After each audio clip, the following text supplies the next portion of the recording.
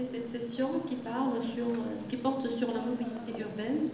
Comme vous le savez, c'est un grand challenge pour l'ensemble des villes africaines qui connaissent beaucoup d'expansion.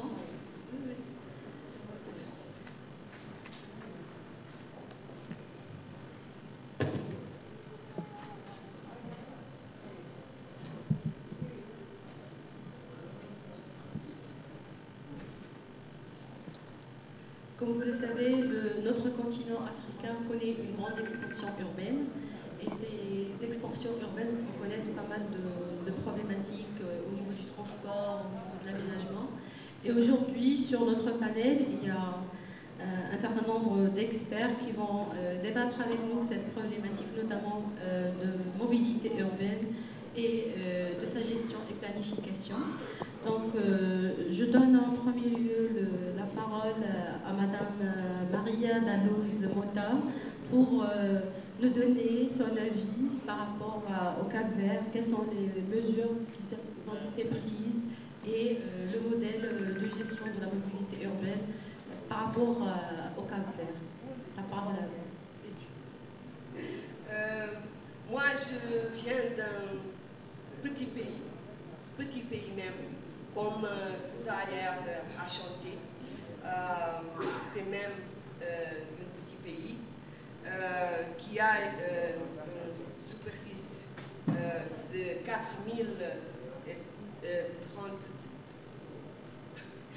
33 km², qui a une population de 500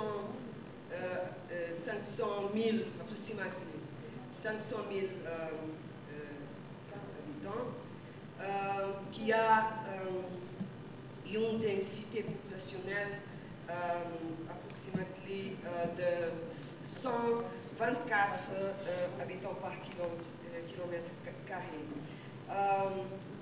Nous, on peut dire que pour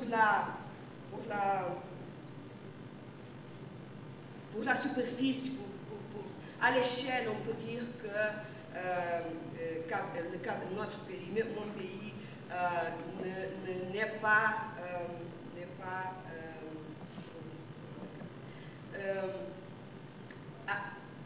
à côté des problèmes qui sont identifiés et relationnés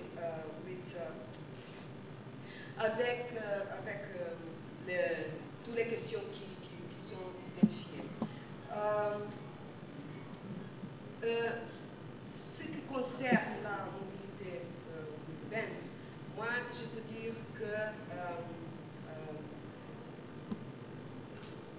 il n'est pas aujourd'hui, il n'est pas un grand problème pour la majorité de notre ville. En Cap-Vert, on a 22 villes. C'est un petit pays, mais qui a 22 villes. Et ce problème se pose pour la capitale, qui est Praia, où on a une population de 145 000 habitants et qui a une population, une tâche de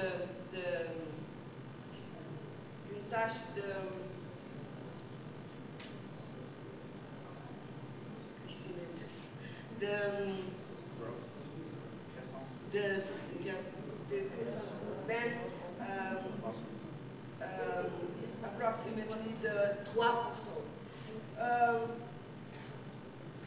Praia, c'est, comme j'ai dit, la capitale du pays et c'est le plus grand ou le plus important espace d'opportunités économiques pour mon pays. Et les problèmes commencent à se poser au niveau de la circulation urbaine et notre grand problème ou fragilité, c'est qu'il n'y a pas un plan national de mobilité urbaine.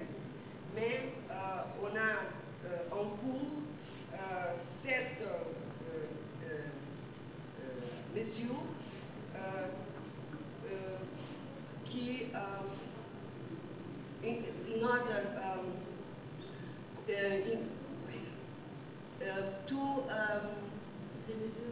des mesures pour élaborer cette, ou qui va faire qu'on a cette plan national de mobilité européenne. Premièrement, je peux dire qu'on est en train d'établir, de mettre en place un cadre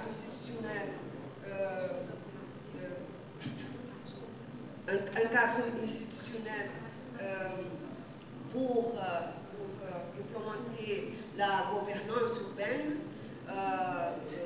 Il y a des forums où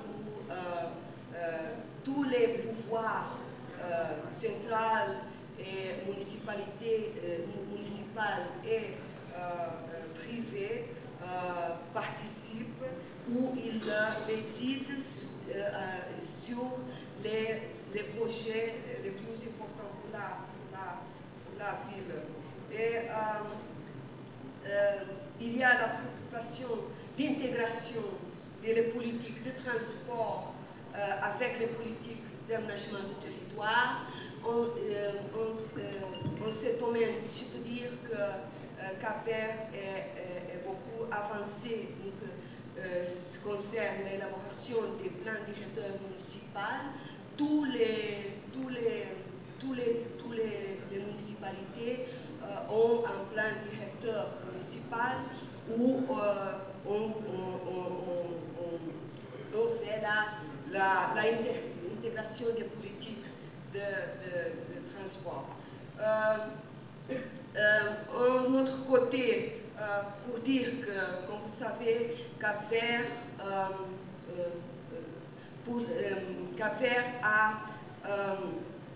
a établi comme le grand âge de développement le tourisme. Et à cause de ça, il y a orientation pour donner grande importance pour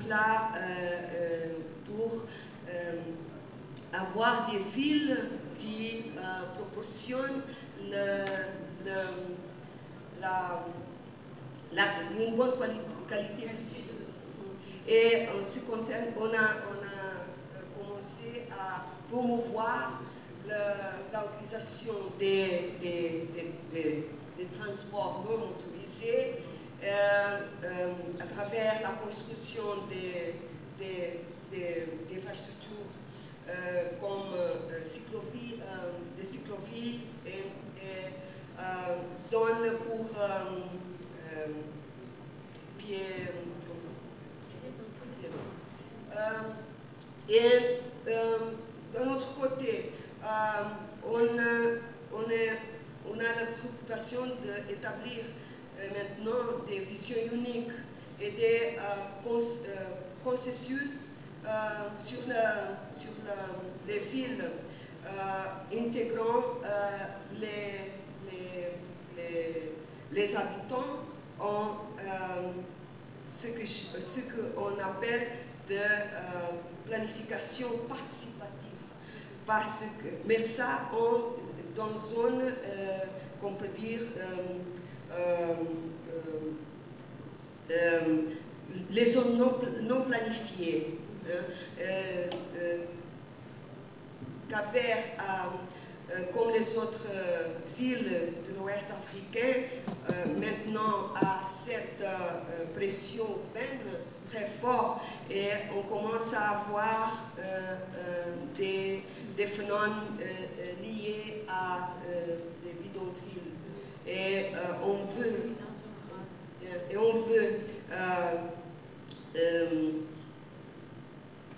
stopper cette phénomène et on a des programmes où on doit faire la planification participative et pensant en ces questions de mobilité que c'est quelque chose de très cher pour les pauvres. Ok, on peut dire accessibilité accessibilité, mais je crois qu'on doit toujours faire la liaison entre accessibilité et mobilité.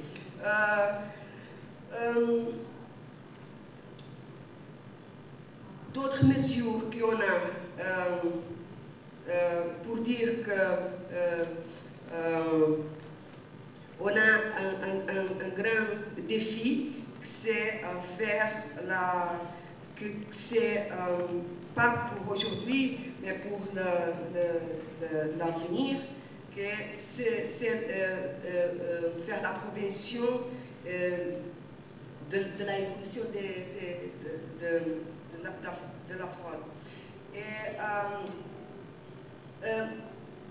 de forme pratique, on peut dire qu'on a quelques aspects positifs, notamment on peut faire les personnes, non, presque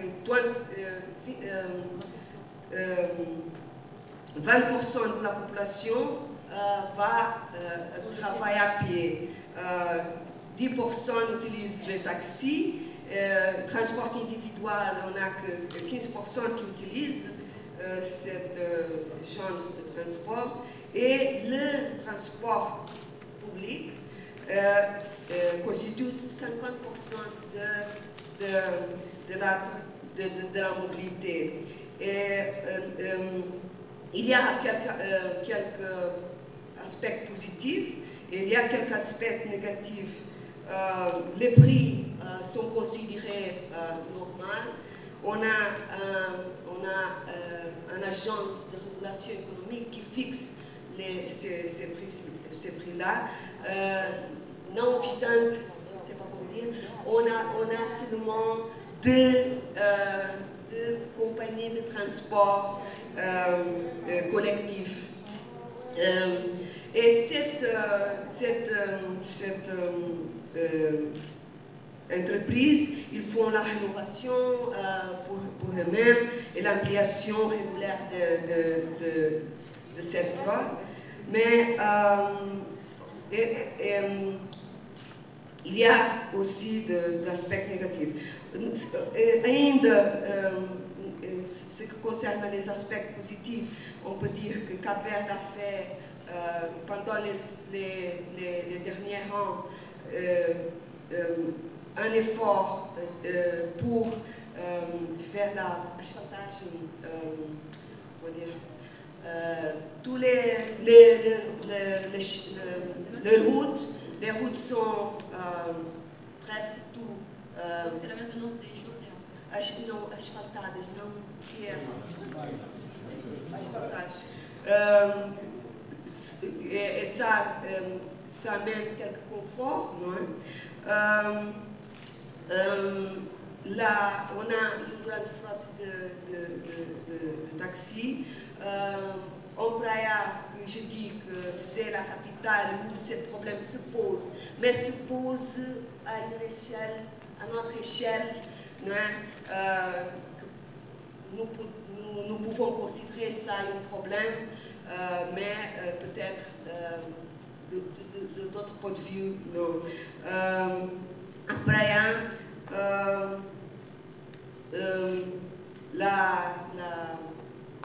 il y a une grande flotte de taxis et le prix c'est très accessible pour tout le monde. Et non obstant, il y a comment cette volonté,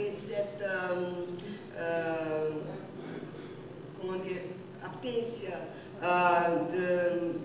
les gens veulent, il y a des conditions par les banques et pour les autres concessionnaires pour faire que les gens font l'acquisition de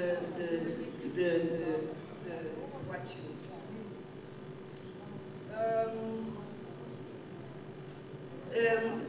Ce qui concerne des aspects négatifs, on peut dire que cette numéro de la quantité de transport de bus, c'est insuffisant. Il y a une question qui fait pour que les gens au Cap-Vert prennent les transports. C'est la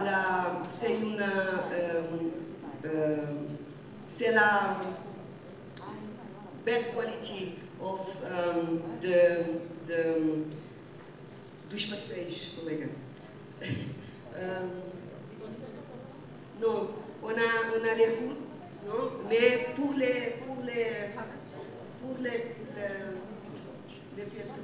piétons. Si. Il n'y a pas de piétons, le trottoir. Ça m'intéresser si on va quitter l'histoire. Non, il n'y a pas de souci. Mais madame, vous n'êtes pas obligée de nous donner l'ensemble des conditions pour votre pays. On pourrait en revenir par la suite. Je vais donner la parole à monsieur Essa Dramé de la Gambie pour qu'il nous donne un aperçu sur les mesures qui sont prises au niveau de la Gambie par rapport à la mobilité urbaine. Mais d'une façon succincte, il ne faut pas s'étaler pour qu'on puisse revenir vers d'autres questions. La parole est à vous. Okay. Thank you very much for giving me the floor. I just identified 4 challenges of urban transport in my country. The first one have to do with weak institutional framework for urban transport. And then the second one is poor planning. And the other one has to do with poor road infrastructure design. And the last one has to do with inadequate public transport services. And then if you allow me, I can go into all these challenges one by one. The first one, which is the weak institutional framework, has to do with the fact that in the Gambia, the responsibilities between the central government and the local government authorities is not clearly delineated as to who is responsible for what when it comes to urban transport. And as such, this is affecting the level of services in the country. The second one, which has to do with planning, is the fact that the transport is not well integrated with the land use. And as a matter of fact, the current situation is encouraging traveling rather than reducing the need to travel. Because if you look at in the morning, it's like all the traffic they go into one direction because that's where you have the jobs, the businesses, and then if you look at the opposite direction, the traffic is free in that one. So there is a need for the transport and land use to be integrated so that the need to travel can be significantly reduced. And then also in terms of poor planning, there is no parking facilities, and as such you have a lot of on-street parking, and as this reduces the capacity of the roads, which in turn cause congestion and some safety concerns. And then the other one that has to do with the poor infrastructure design. It's like the roads that we have in the Gambia, the facilities are not adequate for vulnerable road users, and as such there are a lot of conflicts between the traffic and then the vulnerable road users. And as a result of this poor infrastructure design also, there is no designated stopping areas for these commercial vehicles. And for your information, most of the public transport services in the Gambia is dominated by the informal transport provider. And without these designated stopping areas, they can stop anyway. And in the process, this affects the traffic. And also, it causes both congestion and the conflict. This is the challenge. What is the disposition that you have done to avoid all this problem, or the planification that your government have done in order to give some solution to all this? Yeah, currently, like yesterday, my honorable minister mentioned in the other forum that we just updated our national transport policy. And one of the key recommendations of the policy is to have an integrated national transport plan with the land use, which is integrated with the land use. And that's something we are going to do. We will do a study and come up with an integrated transport and land use master plan for the Gambia. That is one of the measures that we will do. But as of now, at the level of the ministry, we set up a traffic management committee to take care of some of the immediate traffic management concern.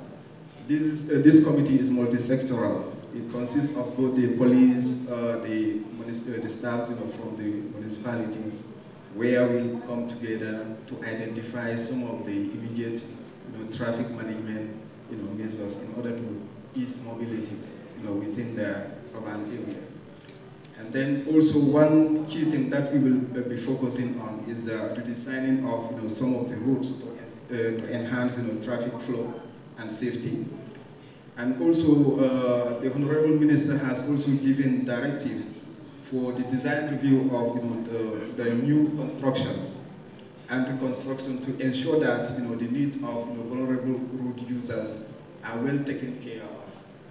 It's like no new projects will be approved without taking care of the needs of all the road users. That is the pedestrians and both cyclists.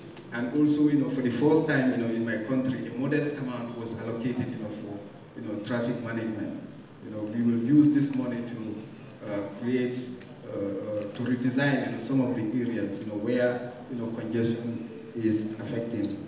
And also the government has also acquired some about 20 buses, which it's intended to use for urban transport. Okay, thank you. Le représentant du Comore n'a pas été. Prière de prendre place, s'il vous plaît.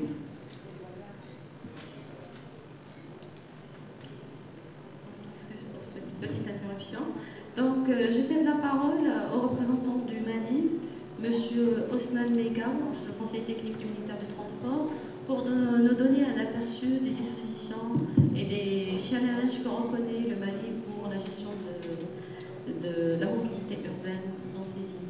La parole est à vous. Merci beaucoup, madame. Le Mali, à l'opposé du Cap-Vert et de la Gambie, est un vaste pays, 1 240 000 km². La première des choses qu'on voit quand on se rend à Bamako, sa capitale, c'est le niveau de congestion. Donc quand on parle de congestion, ça veut dire qu'il y a une détérioration de l'offre de transport. Donc il y a peu de mobilité.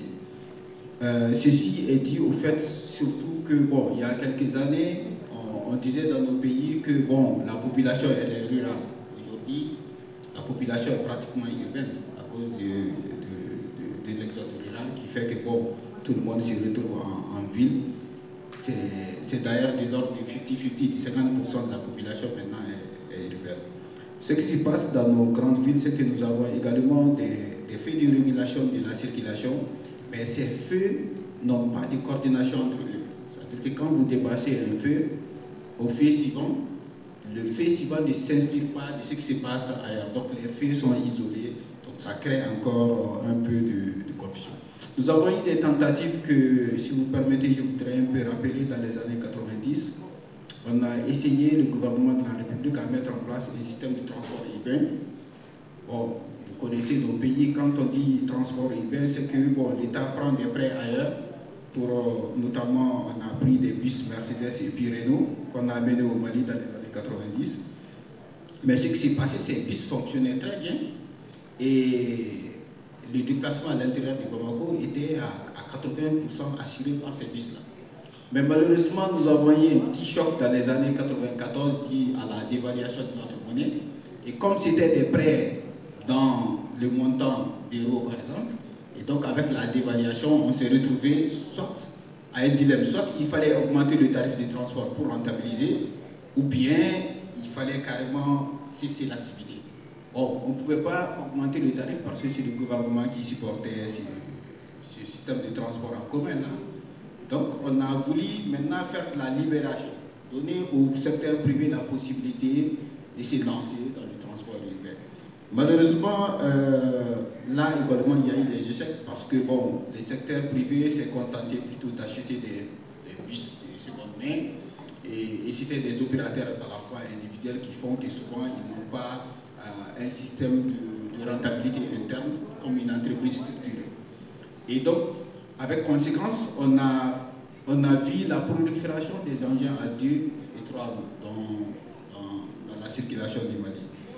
Et les bus qui étaient là, chaque bus avait plus de 15 ans d'âge, donc ce qui fait que bon, ils ne pouvaient pas assurer la desserte normalement. Donc on a eu également quelques problèmes à ce niveau-là.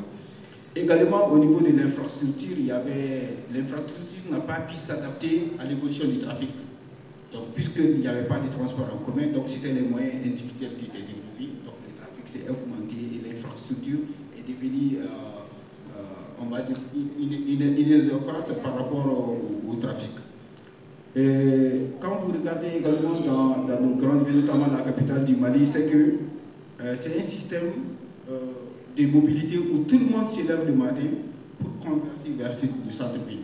Parce que c'est au centre-ville qu'on a les institutions, on a les institutions financières, on a l'administration, on a les grandes universités. Donc tout le monde converge vers le centre-ville et tout le monde part de là. Donc il y a également cette difficulté qui s'est passée. Alors qu'est-ce que nous avons fait comme solution? Qu'est-ce que nous voulons faire comme solution? Déjà, nous avons une politique nationale de transport et d'infrastructure de transport dans laquelle politique il y a grande place pour la mobilité urbaine, et une vision. En ce moment, ce qu'on est en train de faire, c'est d'abord de pouvoir faire un projet de renouvellement des parcs. Projet de renouvellement des parcs, il faut que nous ayons des bus. Bon, nous avons aujourd'hui des bus dits de low cost. On a des bus indiens qui sont des low cost. Je pense que dans la sous-région, nous sommes en train tous d'explorer cette piste-là avec les Indiens, les Chinois, pour pouvoir avoir des bus urbains. Et dans un second temps, parce qu'il faut que quand on a des bus, qu'on puisse aussi adapter l'infrastructure pour que les bus soient attractifs, il faut leur donner un site propre. Parce que c'est la ponctualité qui compte dans la mobilité urbaine, il faut qu'il y ait une certaine ponctualité, il faut qu'il y ait une certaine régularité. Donc on va essayer de leur donner des sites propres et tout ça va être évidemment géré par un organisme qu'on va créer, un organisme métropolitain qui va gérer ce système de transport. Voilà de façon succincte un peu la cartographie de la mobilité urbaine au niveau du Mali. Merci beaucoup. Merci à vous. La parole est à M. Sbelhi Mohamed du Comore. On aimerait bien avoir un aperçu de la gestion de la mobilité au niveau du Comore.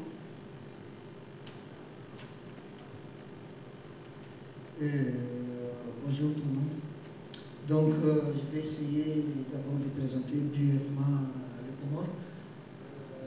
Le Comore, bon, c'est un petit pays qui est formé des îles, 4 îles, ceux qui sont sur le canal de Mozambique, entre Madagascar et Mozambique. Donc, c'est un petit pays de 4 îles qui a à peu près 1 million d'habitants, actuellement, à peu près 1 million d'habitants. Donc, je vais essayer d'aller rapidement sur tous les problèmes qu'il y a aujourd'hui.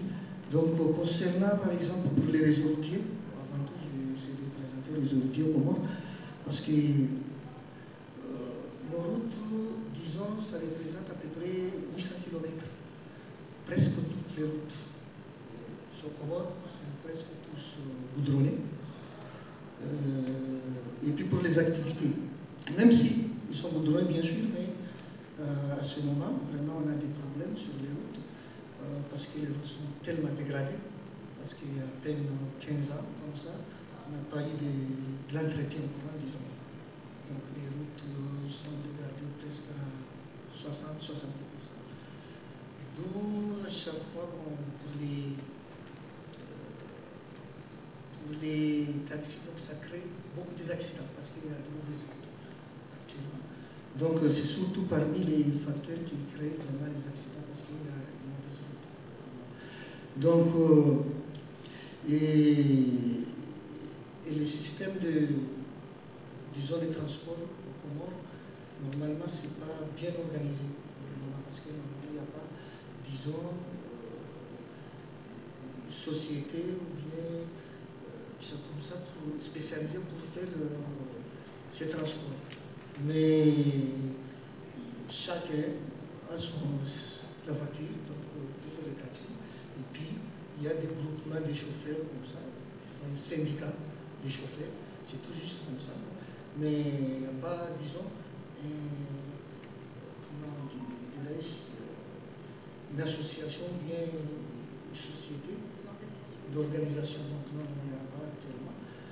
Mais quand même, avec le nouveau gouvernement, on a commencé à réfléchir sur ça parce qu'on a constaté que sur le milieu urbain, vraiment il y a une concentration des voitures. Donc, mais au Comores, il n'y a pas, disons, bon, les taxis sont des petites voitures, mais il n'y a pas de bis comme ça. Donc, presque à 60% de la population, disons, vont au boulot avec presque leurs moyens propres, le taxi, pour les voitures propres. Parce que, disons, au milieu urbain, il y a vraiment une concentration, puisque c'est un petit pays. La capitale Moroni, c'est une petite ville, bien sûr. Et tout, disons, l'administration, les commerces, toutes les activités quotidiennes sont concentrées presque à la capitale. Donc, et ça crée bien sûr des bouchons, alors que c'est une petite ville, mais par exemple, si on veut vraiment se rendre au bureau, sur une petite distance de 4-5 km comme ça, parfois tu mets 20 à 30 minutes en voiture, alors que vraiment c'est une petite ville, parce que tout le monde, parce qu'il y a les écoles, il y a les commerces, il y a les bureaux. Est-ce qu'il y a des planifications de la ville qui prennent en considération cette expansion économique et sociale et le fait qu'il y a plus de populations qui sont en mouvement, notamment vers la capitale, vu cette activité? Est-ce qu'il y a déjà une planification stratégique gouvernementale qui prenne en considération cette flux-là ce flux de personnes et de mobilité? Ouais. Quand même, oui, il y a déjà des dispositions qui sont en train de prise, bien sûr, concernant tous ces problèmes. Je vais essayer de vous montrer un peu, par exemple, les dispositions qui sont en train de se faire. Par exemple, il y a les réformes, parce qu'on veut faire les réformes du code de la route. Parce que, comme je vous ai dit aussi, au Comores, normalement, il y a toutes sortes de voitures qui circulent, parce que ce n'est pas bien réglementé, parce qu'il y a les volants à gauche, ils sont au Comores, il y a les volants à droite. Donc actuellement, on essaie de faire un code de la route de volant à gauche. Donc ce projet, il est bien sûr en actualité. Il y a aussi, bon, il y a les plans de renforcement des capacités et des compétences aussi, qui sont en actualité. Il y a des orientations stratégiques aussi, des visions à long terme, bien sûr, pour la sécurité routière. On essaie maintenant d'essayer de réfléchir sur ça, puisque vraiment au centre-ville, il y a considérablement des fortes, disons, circulations des voitures. Donc il y a ces mesures-là aussi. Il y a la mise en œuvre aussi des campagnes d'information, de sensibilisation pour la sécurité routière actuellement. Mais quand même, il y a encore, je vais vous annoncer quelques points faibles, franchement, qui entraînent, disons, qui causent les accidents, surtout au Comores, par exemple, parce qu'il y a les ignorances, par exemple, des mouvements de piétons, parce que puisque tout le monde je vais aller à la capitale, et les piétons n'arrivent pas, bien sûr, presque des ignorants n'arrivent pas vraiment à savoir donc, que je dois passer par les trottoirs et laisser... Il n'y a pas de signalisation en fait? Les signalisations aussi, non. Je peux dire que non, parce qu'au Comore, par exemple, pour les faits de signalisation actuellement, non. Là, c'est pas grave, mais il n'y a rien comme signalisation. Il y a quelques signalisations horizontales et verticales, tout juste quelques traits, mais pour les faits, là, non, pour les Comores. Donc, il y a aussi les problèmes de stationnement des véhicules, bien sûr, puisqu'il n'y a pas vraiment de sécurité sur les routes. Les véhicules, parfois, ils montent sur les trottoirs. Donc, parfois, ils cassent les piétons qui essaient de passer par les trottoirs. Il y a aussi les jeunes, surtout, il y a les jeunes qui conduisent mal les voitures aussi, avec excès de vitesse. Donc, parfois, ça cause beaucoup de... Vous avez dit, en absence d'un code de la route qui est bien instauré, qu'est-ce que vous avez eu comme code pour que les gens puissent avoir leur permis de conduire? Normalement, on a une code de la route, bien sûr. Mais c'est un vieux code de la route, donc qui est vraiment, qui n'est pas pratique actuellement, parce que le vieux code de la route qui n'a pas, par exemple actuellement il y a des problèmes de sécurité qui n'existent pas dans ce code, il y a des problèmes d'interdiction de téléphoner, qui n'a pas d'assuivi, il y a les signalisations, tout ça, donc quand même il y avait une code, mais on essaie quand même d'essayer de le mettre à jour. Ça, donc voilà à peu près les problèmes qui causent vraiment des accidents. Merci. Donc la parole à M. Delhomme de la RATP pour qu'il puisse nous dire un mot sur l'expérience de la RATP dans le domaine de la mobilité urbaine. Et j'aimerais bien qu'il nous donne aussi un aperçu sur l'expérience marocaine à travers l'intégration du tramway aussi dans la mobilité urbaine de nos deux grandes villes, Rabat et Casa. Merci. On va parler de la planification à la réalisation, puisque là j'ai un panel de planificateurs. Réalisation et puis du retour d'expérience que peut fournir un opérateur de transport. La planification, et on l'a vu ce matin avec les interventions du maire d'Ajouba, de la maire de Tunis et du maire de Cotonou. Planification, et après la réalisation, il y a souvent un décalage. En particulier, on l'a vu pour Ajouba, où il y a ce décalage énorme sur la population.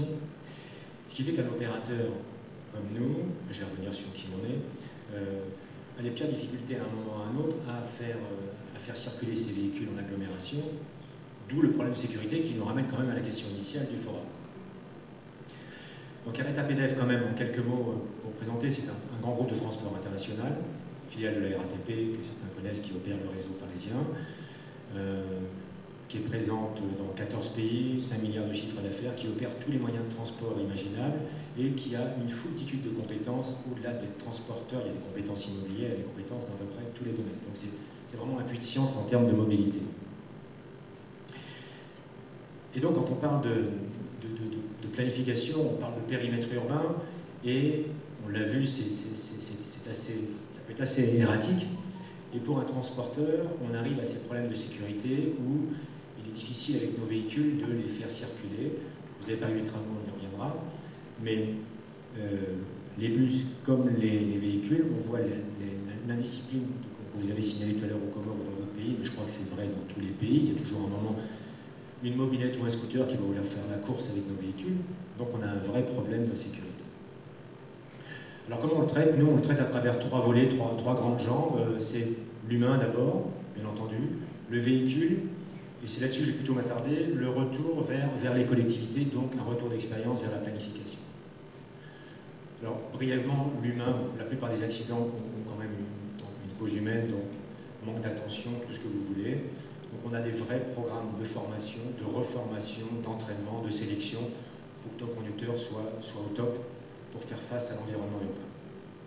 La maintenance, bien entendu, c'est le cœur du problème. On va regarder nos véhicules et au grand jamais on ne laissera pas sortir un véhicule qui a un problème technique. C'est un fondement, c'est vraiment inscrit dans les gènes de la société.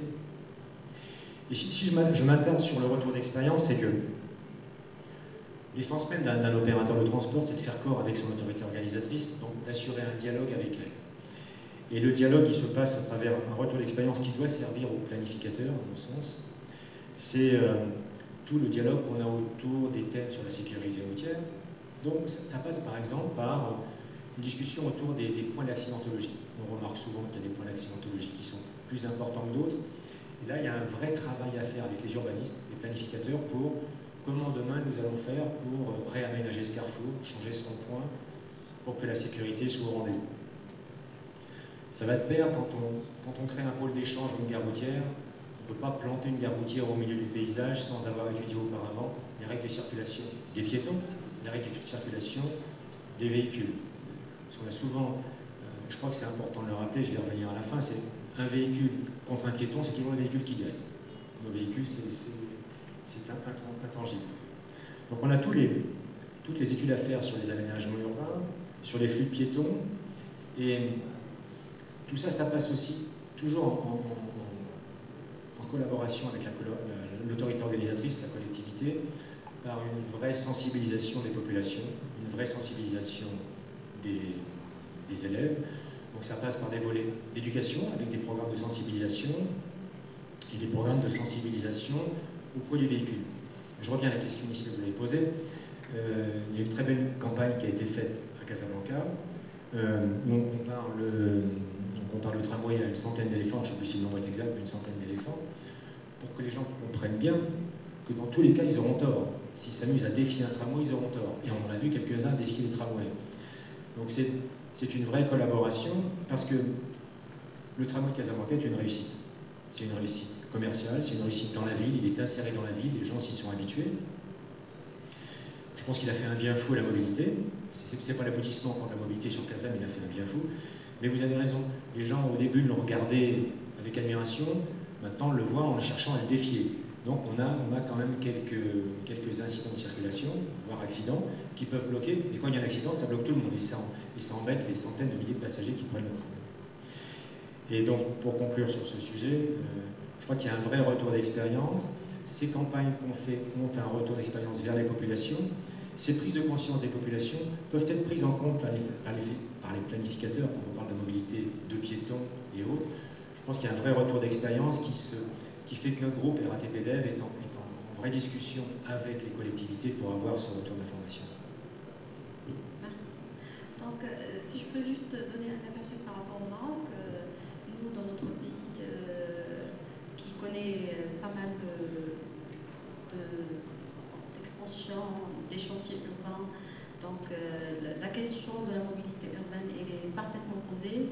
Donc les planificateurs, il y a pas mal de nouveaux plans urbains qui se posent, ce qu'on appelle les PDU, qui prennent en charge l'expansion, les différents modes de mobilité et de transport par rapport aux différentes villes concernées. Mais la problématique qui reste, on retourne à la thématique carrément du forum qui est la sécurité routière, c'est qu'on trouve que cette problématique de la sécurité routière, elle est un peu en retrait par rapport à la planification, c'est-à-dire qu'on planifie toutes les dessertes, on planifie les modes de transport, mais la problématique sécuritaire des usagers, on la trouve un peu en retrait par rapport, elle n'est pas dans le centre de la préoccupation des planificateurs.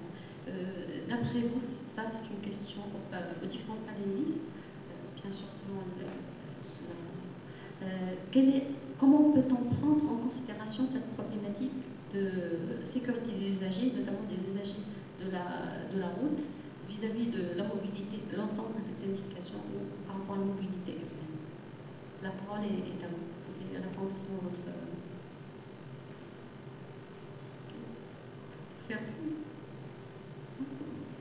Je suis un peu mal placé, je ne suis pas planificateur. Ce que je peux vous dire et faire un peu une paraphrase de ce que j'ai dit, c'est que quand on travaille avec une collectivité, par exemple pour le tramway de Casa, on a un vrai échange de bonnes pratiques. Je l'ai dit en introduction, RATP-Dev et RATP est un groupe avec une foultitude de connaissances, c'est un puits de science. Donc ce puits de science est mis à la disposition des collectivités pour avoir un retour d'expérience sur ce qui a pu être fait ailleurs, pour savoir quelle est la meilleure solution pour comment implanter la plateforme de tramway, par exemple, comment faire en sorte que... Mais après, ce ne sont que des conseils. Quand on explique où il faut mettre le passage piéton pour accéder à la gare de tramway pour éviter que les gens se fassent écraser, on fait un conseil. Mais après, et là je suis désolé, mais je lance la balle au planificateur, c'est au planificateur de prendre ça en compte à partir des éléments, ou pas le prendre en compte parce qu'ils ont d'autres contraintes, à partir des éléments qu'on a pu proposer.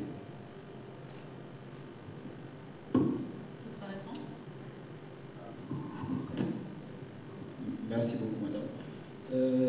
Nous, d'après notre expérience, nous pensons que vraiment, pour renforcer la sécurité routière dans le milieu urbain, il faut vraiment qu'on puisse séparer. Il faut que chaque Ijayena ait son couloir de circulation.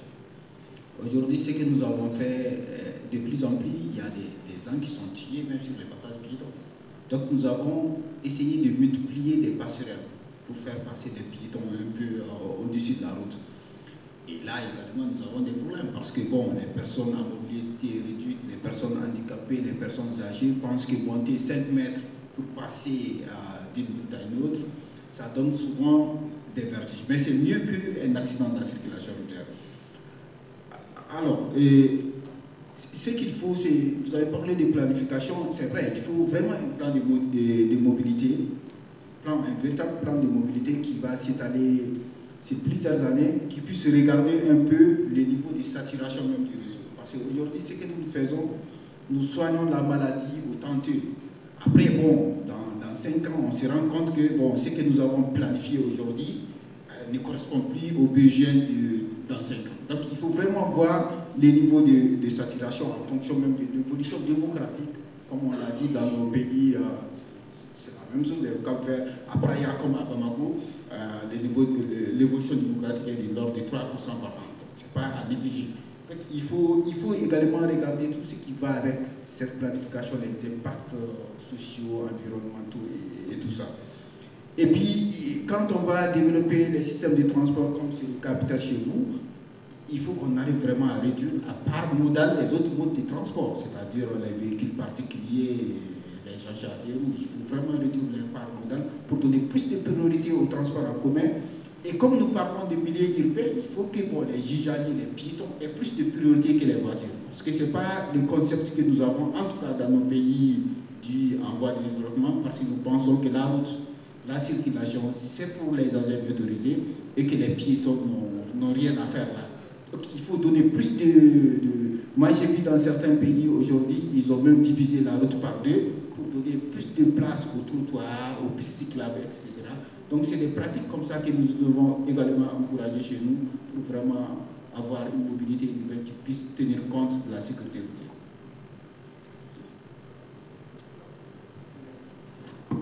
Okay, like you said, safety is very important, but unfortunately, the safety is normally compromised even at the design stage, because we have seen situations whereby the designs are modified and then some important safety features are excluded, for example in the road design. And also when planning, the needs of different categories of road users is very important. Yes, we say the motorists and then the vulnerable road users, or even among the vulnerable road users, you have to understand, for example, the cyclists and then the pedestrians. Experience has shown that if you combine them in one lane, there is normally a conflict. So we need to have like a separate lane, for the bicycles, and then a separate lane, for the pedestrians. I think the toolkits are there, at least 1.5 meters for the pedestrians, 2 meters, for the cyclists. So at the design stage, we have to ensure that the conflict in the road is minimized as much as possible. Donc, juste pour revenir à l'exemple marocain, donc, nous, au niveau du Comité national de prévention des accidents de la circulation, pratiquement depuis le début des années 2000, on a réalisé un certain nombre d'études sur la localisation des points noirs d'accidents en milieu urbain, parce que la problématique ici au Maroc, c'est qu'il y a une localisation quand même des accidents en milieu urbain, et on a du mal à faire une localisation au niveau du milieu urbain. Donc en faisant ces études qui s'est allées pratiquement sur une décennie et qui ont touché pratiquement plus de problème, c'est vrai le problème comportemental est là, parce que quand même l'usager en est pour beaucoup par rapport aux accidents de circulation, mais même le côté aménagement et planification de la mobilité en général, elle pose problème, parce qu'il y a certains aménagements qui sont mal, posés ou qui ne tiennent pas considération de l'ensemble des usagers, de sorte qu'il y a des accidents qui peuvent être causés à cause de ça. Donc en faisant en quelque sorte un résumé ou un récapitulatif des résultats de ces études-là, nous avons initié l'élaboration d'un guide référentiel pour les aménagements de sécurité routière en milieu urbain. Ces aménagements-là, le but de ce guide, c'est surtout encourager ou donner des outils aux différents planificateurs, notamment lors de la réalisation d'aménagements, de prendre compte des différents usagers, piétons, de roues ou même en mobilité réduite, bien sûr avec les différentes aussi établissements, soit administratifs, gares routières, ou même aux abords des écoles, pour prendre en considération l'usager et prendre la sécurité de l'usager et la prendre vraiment dans le cœur de la planification. Parce que c'est vrai, bien sûr, tout en encourageant aussi les modes doux qui sont soit les zones 30, les zones piétonnes ou même les pistes et les voies cyclables. Donc la parole est à l'audience pour poser des questions. Si vous avez des questions, on peut prendre des questions pour les différents intervenants. La parole est ouverte. Donc la liste est ouverte. Est-ce qu'il y a des questions? Donc, 1, 2.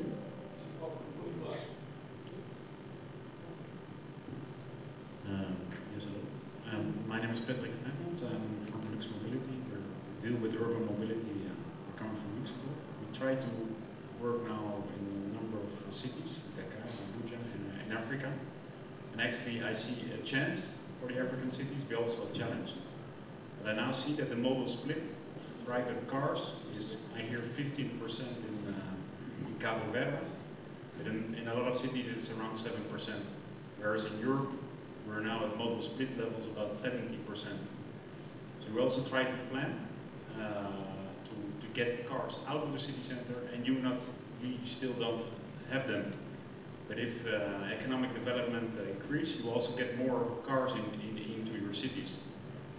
What would be, in your point of view, the most urgent measure to take to avoid that you make the same mistakes that what all European cities have been making over the past 30 years? Donc, si je peux résumer votre question, c'est quelles sont les mesures que les différentes intervenants peuvent avoir par rapport à la question de... Oui, comment éviter que vous arrivez à un taux de partage modal de 70%, ce qu'on a aujourd'hui dans la ville européenne?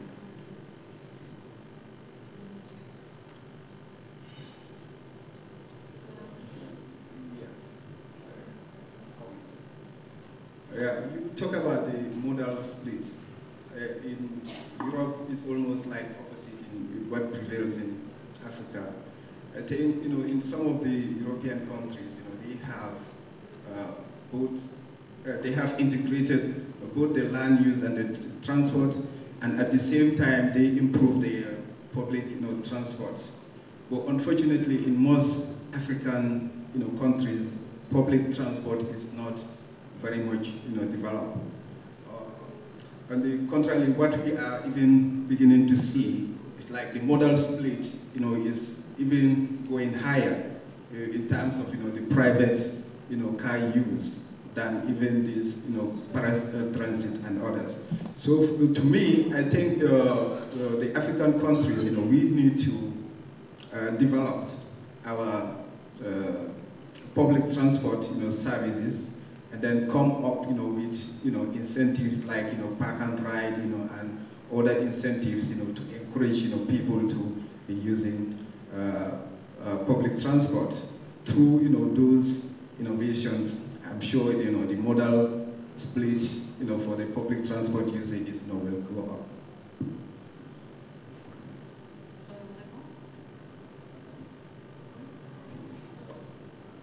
Merci beaucoup, madame. Moi, ce que je voulais dire concernant... c'est vrai que bon, il y a certaines pratiques en Europe qui n'existent pas encore chez nous, par exemple le covoiturage. Aujourd'hui, ce qui se passe, c'est que nous nous réveillons chaque matin et chacun sort avec son véhicule pour aller. Donc c'est le modèle individuel qui est le plus développé. Et donc pour supprimer tout ça et donner une grande part au transport en commun, il faut, comme on l'a dit, ça développer d'abord le transport en commun. C'est vrai, le transport en commun n'est pas trop développé chez nous. Surtout, il faut que nous ayons la multimodalité. Il faut qu'à partir de chez toi, que tu puisses prendre un bus pour aller prendre après un train plus tard. Et surtout, qu'il y ait un système de transport de masse performant. Il y a certaines villes à côté du Mali, que je ne veux pas citer, qui sont Abidjan, Dakar, qui sont en train de développer le système de BRT, les bus rapides de transit. Parce que nous, quand on est en ville, ce qui compte pour nous, c'est le temps de parcours. Franchement, c'est le temps de parcours qui compte pour nous. Si nous pensons que, bon, en prenant notre voiture, et nous mettrons plus de temps que par le transport en commun, c'est vrai qu'il y aura de facto ce transfert modal-là. Mais malheureusement, aujourd'hui, quand on n'a pas de transport public performant, quelqu'un qui sort pour aller travailler, il a une contrainte de temps, il est obligé d'utiliser son moyen personnel. Et c'est ce qui se passe dans la plupart de nos capitales. Donc c'est vraiment la multimodalité qu'il faut développer, et puis le transport de masse à des heures ponctuelles comme ça se passe chez vous, parce que bon, chez vous on sait par exemple à quelle heure il faut être dans cet arrêt de bus, et tu es sûr que dans les 20-30 minutes qui suivent, tu es à ton lieu de travail. Donc c'est ce qui un peu manque chez nous, et c'est ce qu'on doit développer. Sinon le covoiturage, le partage de voitures entre voisins, bon, pour nous c'est pas une pratique qui est ancrée pour l'instant dans nos mœurs.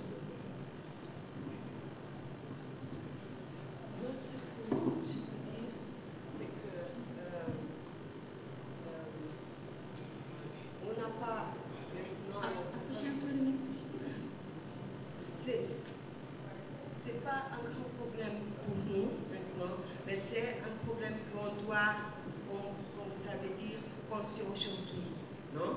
Et je pensais que, par exemple, ce qu'on doit faire,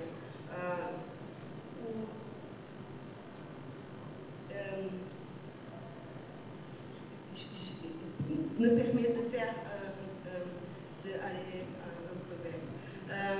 Quand vous parlez de la planification, c'est vrai que les plans sont on dit jolis, ils sont bien faits, ils sont faits en Cap-Vert, tous les plans sont faits avec la participation de la population, parce qu'il y a, la loi exige la consultation publique, hein, il y a la société participe dans l'élaboration des plans, des plans de l'aménagement du territoire, mais aussi, par exemple, des plans pour développer les routes. Mais le problème, par exemple, chez nous, on a un grand problème de financement. Mais je crois que, ok, c'est un problème partout, mais pour un pays comme le mien, cette question, elle est plus et par exemple, au Cap-Vert, on construit, on fait les routes et on a un plan de signalisation pour la construction des zones de circulation des piétons, mais on n'a pas, on doit aller vers un autre bailleur de fonds pour financer des divers composants de cette route. Qu'est-ce qu'on doit faire maintenant? Je crois qu'augmenter cette zone de circulation piétonnière, parce que, par exemple, la seconde ville en Cap-Vert, c'est la ville de Mindelo. Et là, les gens ont la tradition de marcher. Il n'y a pas la tradition de prendre les bus. Mais aujourd'hui, avec quelques questions d'insécurité, Les gens prennent le bus pour minimiser quelques questions d'insécurité. Et aussi parce que cette zone de circulation pour les piétons n'ont pas la qualité pour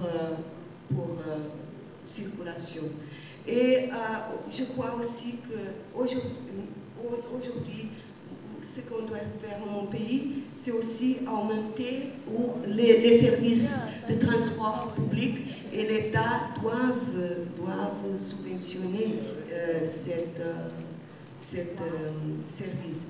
Et pour dire aussi que maintenant, au Cap-Vert, les gens qu'on peut dire intellectuels, ils ont fait la conclusion que c'est mieux pour moi aller au travail en transport public qu'avoir une voiture, parce que j'ai beaucoup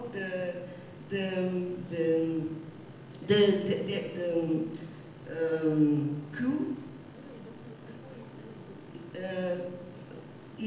Si j'ai un trésor. Et je crois que nous sommes dans le bien chemin, parce que nous savons qu'il y a dans toutes les sociétés là une frange de la population qui influence les autres. Ok, merci. Est-ce qu'il y a d'autres questions? Oui, monsieur.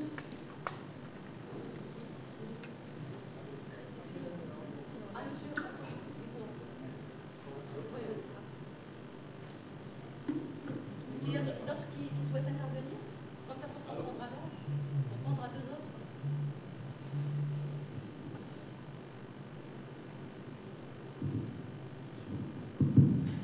Okay, merci beaucoup. Je suis M. Kwaku Romain de la Côte d'Ivoire. Je voulais faire une contribution. Je pense que la mobilité dans nos pays, il faut quand même, dans un premier temps, mettre l'accent sur un point important. Aujourd'hui, dans la plupart des pays, on se rend compte que 75% des déplacements sont assurés par le transport informel, je veux dire le transport artisanal, et ce transport-là aussi occasionne pratiquement 50% des accidents. Ça, on l'a fait depuis un cycle. On est clair que le problème se situe à ce niveau-là. Tout à l'heure, on parlait des éléments de planification. Ce sont quand même des éléments importants. C'est-à-dire qu'avoir un PDU d'une ville pour harmoniser urbanisation et déplacement, avoir aussi un plan de circulation pour régler quelques problèmes de points noirs, parce que c'est important, même si on n'a pas les moyens, mais il y a quelques points noirs qu'on peut gérer à travers un bon plan de circulation et qui permet d'éviter des accidents.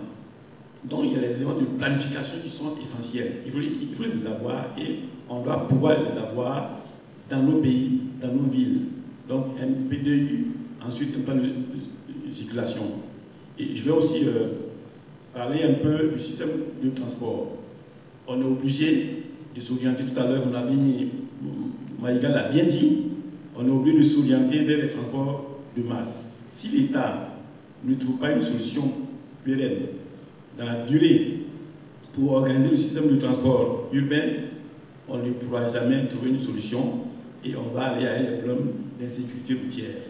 Donc, vraiment aller vers le système de transport de masse, massifier ça à travers une organisation rationnelle des infrastructures, comme il a dit, avoir des pistes cyclables, et ensuite aller vers des systèmes de BRT qui sont un peu plus moins chers, pour parler un peu de notre sœur qui disait qu'il y a un problème de financement.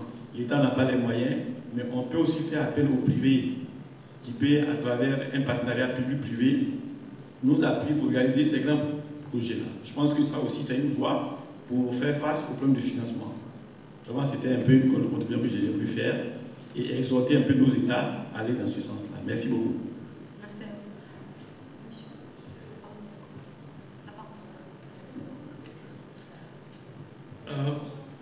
I'm from the Gambia, and I'll stop at that.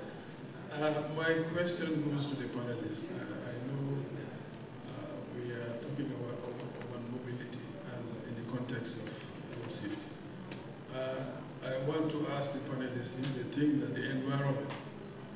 also important in the planning of our cities, especially the emission of greenhouse gases from vehicles that are poorly maintained or not in very good conditions. I mean, should this be part of the planning that we do for our cities? This is a question. Is it important? Can you just repeat the question is whether the environment, I mean, protecting the urban environment is equally important as road safety.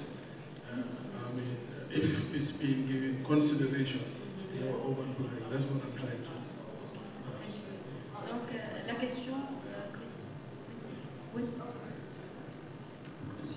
Juste en complément par rapport à ce qu'a dit mon ami à côté, peut-être le cadre, peut-être le plus global, peut-être pour penser à la mobilité, ça serait de le penser dans le cadre des objectifs de développement durable, qui intégrerait, on va dire, tous les axes, que ce soit environnemental, que ce soit social, économique,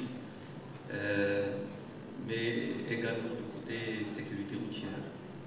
Je pense que le processus de Paris qui parle de mobilité et de changement de climat, je pense que c'est le meilleur cadre pour pouvoir penser et planifier une mobilité urbaine. Je voudrais juste également souligner le fait que quand on parle de mobilité, il ne faut pas oublier qu'il y a d'autres véhicules qui ne servent pas au transport de personnes. Il y a beaucoup de véhicules qui transportent de la marchandise, qui desservent les villes et pour lesquels également il faut trouver une solution. Parce que les problèmes de congestion ne sont pas seulement induits par les véhicules de transport de personnes, mais également par tout ce qui est flux logistique, qui sont inévitables pour une concentration telle qu'une ville. Il y a énormément de véhicules pour lesquels il faut définir les axes, définir peut-être les aires de livraison, et même peut-être parfois interdire leur accès aux villes pour qu'on puisse justement sécuriser davantage les voies urbaines. Voilà. D'après vous, quelles sont les mesures qu'on pourrait prendre pour prendre en considération la mobilité dans son volet développement durable, prendre en considération tous les aspects logistiques aussi, logistique d'une façon globale, soit pour les voyageurs humains, soit par rapport au transport de marchandises dans le système de transport de voies.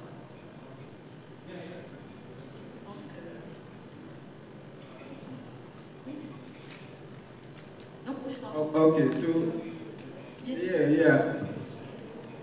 to start with, my honorable minister's question, I would say yes. Environmental concerns are equally important as safety, concerns.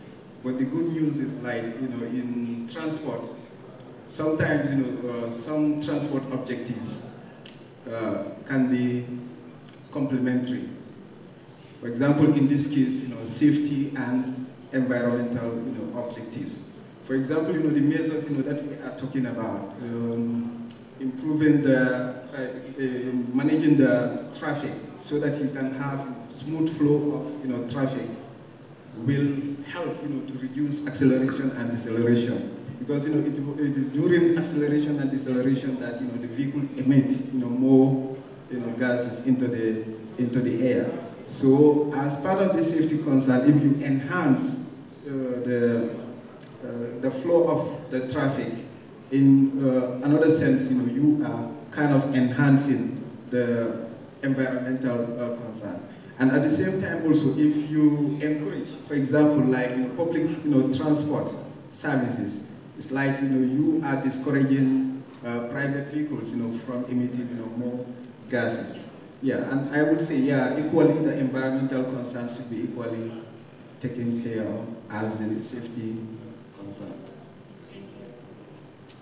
Pour vous, Monsieur Serra-Mega, dans quelle mesure l'environnement est important à prendre en considération dans la mobilité urbaine, notamment par rapport aux problématiques logistiques? Okay. Merci beaucoup. Je pense que l'idéal serait vraiment d'utiliser les modes doux, c'est-à-dire que les vélos, les modes qui ne polluent pas, les modes doux, la marche à pied, le vélo. Mais il faut se dire que quand je prends le contexte qui est le nôtre, par exemple au Mali, où il fait 45 degrés toute l'année, prendre son vélo et puis aller, je pense que c'est pas adapté. C'est vraiment pas possible. Maintenant, les plus grands pollueurs sont souvent les poids lourds. Les poids lourds, comme il a dit, le transport de marchandises. Dans les grandes villes, par exemple, chez nous, ce qu'on a trouvé comme solution, c'est de pouvoir faire une discrimination d'horaire au niveau des poids lourds, pour dire, bon, désormais, les poids lourds ils rentreront dans les grandes villes que entre 2h du matin et 5h du matin, par exemple, pendant que tout le monde est en train de dormir, pendant que la circulation est fluide. Donc, il y a moins de pollution, il y a moins d'impact environnemental, il y a moins d'accidents en ce moment. Donc, c'est ce que nous essayons de faire, faire en sorte que, bon, les poids lourds, mais cela suppose également qu'il y ait vraiment aux entrées des différentes villes au moins des parkings qui permettent à ces poids lourds-là de se garer et d'attendre des horaires qui les sont dédiés pour pouvoir entrer en ville. Donc, pour ce qui concerne les bus aujourd'hui, bon, chaque fois qu'on a des nouveaux bus, on pense que c'est des bus qui respectent un tout petit peu l'environnement quand même. En fait. Même si c'est des publicités, on sait que les bus actuels polluent moins que les bus qu'il y a 20, 10 ans. Merci. Donc, s'il n'y a pas d'autres questions, est-ce qu'il y en a encore?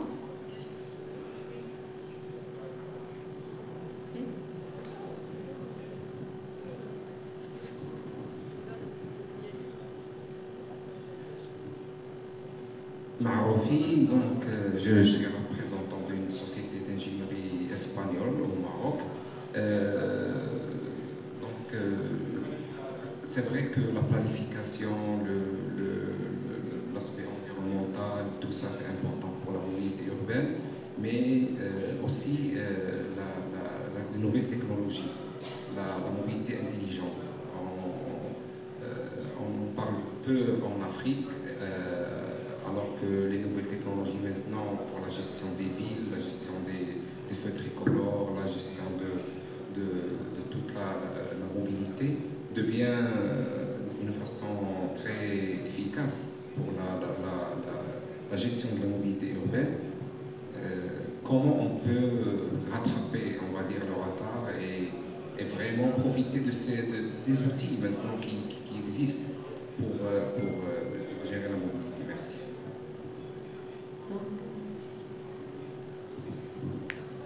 Je voudrais... Monsieur Dier, je suis le ministère de l'Industrie. Je voudrais poser une question sur la planification. J'ai entendu pas mal de plans depuis hier à aujourd'hui, le plan d'aménagement urbain qui est du ressort de l'aménagement du territoire, le plan de transport qui est élaboré par le ministère du Transport, le plan de circulation. Je donne l'exemple de parallèle avec l'industrie, le plan de circulation à l'intérieur d'une entreprise, c'est le fait de respecter une signalisation à l'intérieur pour ne pas être percuté par un chariot élévateur, etc. J'aimerais bien avoir un peu plus de détails, d'explications sur ces différents plans. Et la relation avec la sécurité routière. Donc, vous voulez avoir une explication du plan de déplacement urbain, par exemple? Plan de déplacement, plan de transport, est-ce que c'est la même chose? Je sais que le plan d'aménagement, c'est autre chose. C'est le fait de planifier l'espace urbain. Une gare ici, une gare routière, une gare ONCF, un aéroport. Donc c'est fait par un autre ministère. Ça peut-être, ça doit intégrer la dimension sécurité routière. Peut-être que instaurer c'est pas dans des endroits, des radars, ou peut-être c'est un exemple, mais pour les autres plans. En fait, il y a, excusez-moi, si je me permets juste de vous répondre, par rapport au plan de déplacement urbain, c'est un plan permettant pour une ville donnée d'avoir différentes dessertes, différents plans de mobilité permettant d'aller vers ou à travers une ville donnée. C'est-à-dire qu'ils donnent les grandes artères, les différentes zones de mobilité et zones de trafic dans une ville donnée qui prend en considération le nombre de flux de personnes traversant la ville. Donc c'est ça le plan de déplacement d'une ville. Et il permet d'avoir des allers et retours à travers et envers une ville. Par rapport au contrôle, il y a une autre entité qui pourrait prendre en considération cet aspect-là pour savoir, placer les différents radars ou les points de contrôle pour checker et contrôler les différents usagers de la route. Par rapport à la première question de monsieur, un exercice.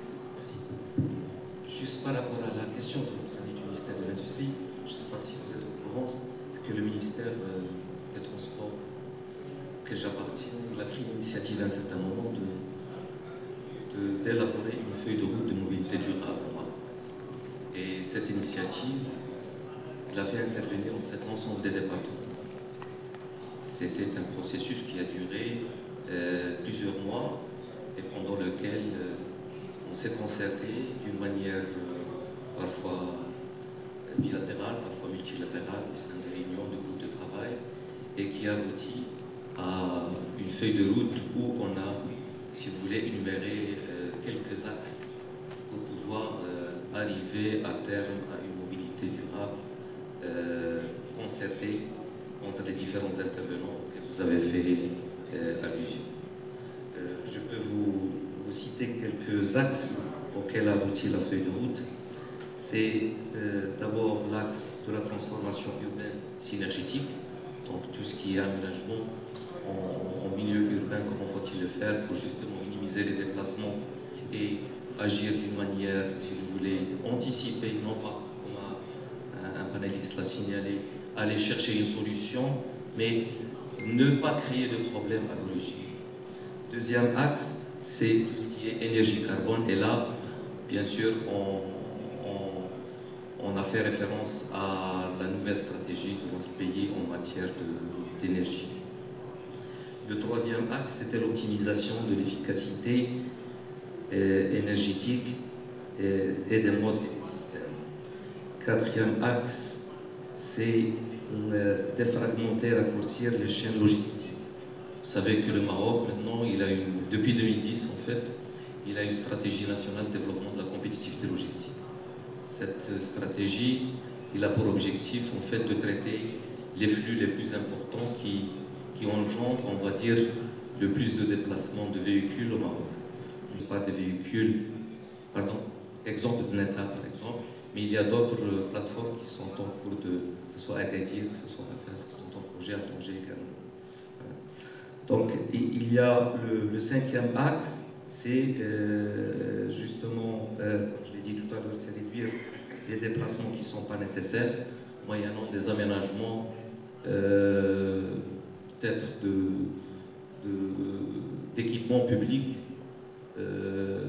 à côté des concentrations urbaines pour éviter à ce que les gens se déplacent pour aller justement chercher le service dont ils ont besoin.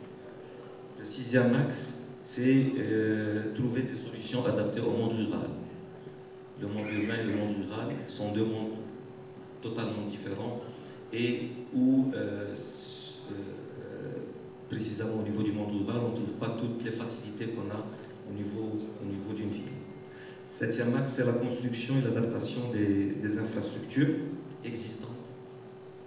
Et puis, il y a tout ce qui est transverse, donc la réglementation et tout ce qui est outils et moyens de financement.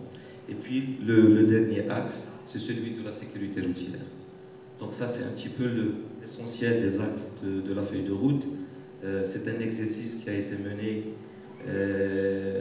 avec l'assistance et l'aide de la coopération allemande, c'est la GIZ qui l'a financé, mais qui a connu justement dans cette approche participative la participation je vais vous citer quelques-uns. Il y a eu des ministères, j'en compte ici 1, 2, 3, 4, 5, 6, 7, 8, 9 ministères. Il y a beaucoup d'entités, d'entreprises et d'établissements publics. Il y a la MTL, par exemple, tout ce qui a trait à la logistique. Il y a l'Agence marocaine de l'efficacité énergétique, l'AIP, l'Agence des ports, l'Agence nationale des ports, les autoroutes du Maroc, le CPAC, mais également d'autres établissements, l'ONCF, etc., etc. Mais il y a également tout ce qui est local, donc tout ce qui est région et ville. Donc on a l'agence de développement local de Chaouen, l'agence urbaine de Kinitra et dans d'autres villes, Marrakech, Casablanca, Hoceima, presque toutes les villes marocaines, donc ils ont participé. Il y a également le secteur privé, sociétés de transport, par exemple Alza, Transport Maroc, qui opère ici à Marrakech et dans les environs. Il y a le groupe Imanor, il y a Isuzu, donc les constructeurs de véhicules également. Justement, tout à l'heure, les nouvelles technologies ont été évoquées. Il y a eu Teledin, Transitech, il y a pas mal de Schneider, donc pas mal de sociétés qui opèrent dans les nouvelles technologies. Excusez-moi juste de vous interrompre, vu qu'on a largement dépassé le temps alloué. C'est juste pour souligner un petit peu le caractère. Juste pour pouvoir répondre voilà, merci. Merci beaucoup pour vos éclaircissements. Juste pour pouvoir répondre à la question sur les nouvelles technologies et leur rapport dans la mobilité urbaine, pour qu'on puisse clôturer, parce que déjà les modérateurs et les intervenants de l'autre session sont déjà là.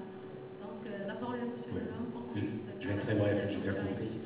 Alors, pour revenir, monsieur a fait mention de la campagne, et puis tout à l'heure quand on est dans un bus, ça fait 20 ou 30 véhicules de moins sur la route, donc on coordonne avec la notion d'environnement. Et je crois volontiers à ce que vous dites, c'est que la mobilité de demain, pour rattraper le temps perdu, c'est vraiment le numérique. Alors, demain, je crois qu'il y a une présentation sur le numérique quelque part ici. Je vous invite à y aller. Mais j'y crois volontiers parce que c'est grâce au numérique qu'on pourra, si on n'a pas les moyens de mettre des véhicules, ce que j'entends, parce que c'est un vrai montant, pouvoir fédérer des gens pour qu'ils arrivent à faire du covoiturage. Un peu comme Blablacar, mais on peut l'imaginer. Et donc je pense que l'avenir pour rattraper les problèmes de mobilité passera véritablement par le